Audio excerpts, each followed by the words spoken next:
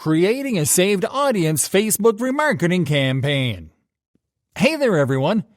Creating saved audiences is the safest way to ensure that you won't forget to use the perfect targeting options every time that you create a campaign. What's more, it allows you to save different targeting combinations that you can test out when appropriate. In this lesson, we are going to show you how to create a remarketing campaign to retarget a test segment of your website audience. Start on the campaign creation page. You can target saved audiences with any type of marketing objective. But because we're going to test with retargeting a very specific segment of our website visitors, we are going to select conversions as our marketing objective. Let's now move to the ad set section. First, let's enter a name for the ad set.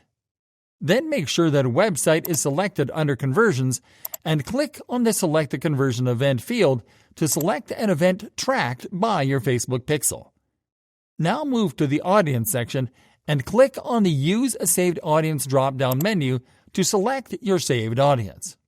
In this case, you can see that we selected a saved audience that targets a very specific segment of potential website visitors.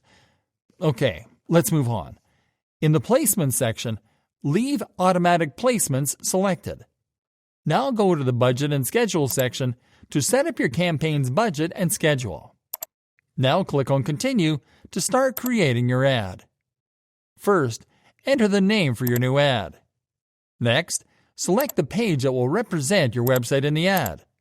Now select an ad format and media. Now enter your ad copy into the primary text field.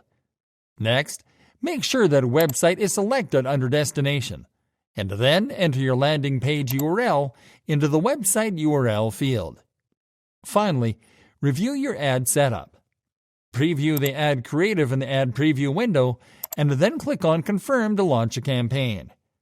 Creating a remarketing campaign to retarget users in your saved audiences doesn't get easier than this.